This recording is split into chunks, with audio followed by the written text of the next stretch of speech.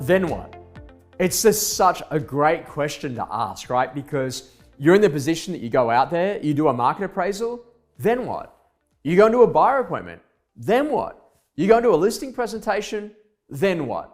And this is such a great conversation. You put people into your database, then what? And this is what you've got to start thinking about, is that in order to be seriously good at what you do in business, you need to have a very clear defined customer path, that customer journey, that customer experience of what's actually going to happen to the customer directly after that moment. And this is that simple idea, isn't it? Like, you go out there, you go and do the market appraisal.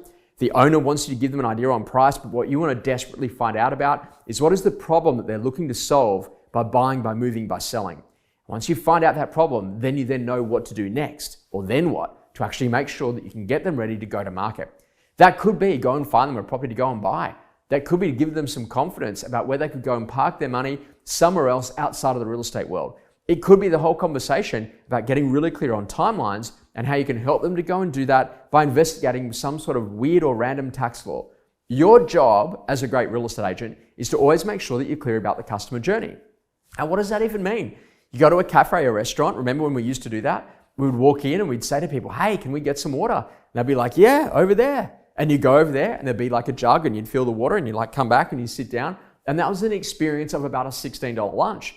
But then you go to some other places and they say, hey, welcome.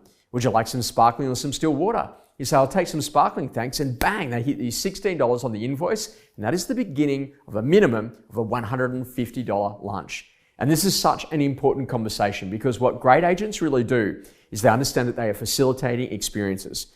Customer experiences are the only things that have ever won us business, and they're the only things that we can actually have significant influence over.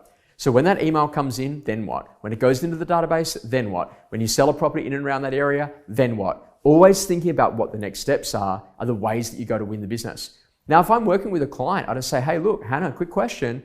Based on that, what would you like me to do next? Hey, Hannah, you know what I love to do for people that are just like you? When we're in this particular situation, it's usually ABC. Would that be okay? So nominate the timeline. Nominate when you're going to follow up. Nominate when you're going to go and have that conversation.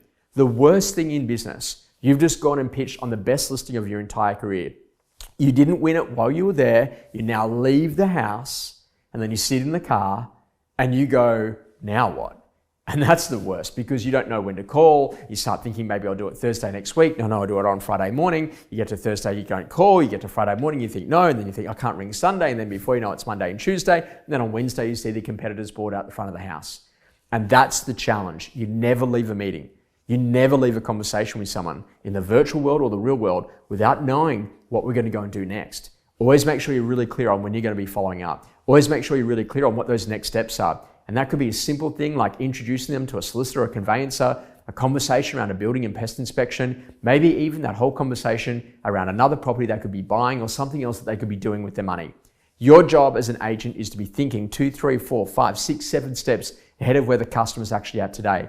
Facilitate their needs, metaphorically take them by the hand and lead them to their ultimate outcome of what they'd like to achieve. Your job, then what? That defines customer experience, and that allows you to be an incredible real estate agent.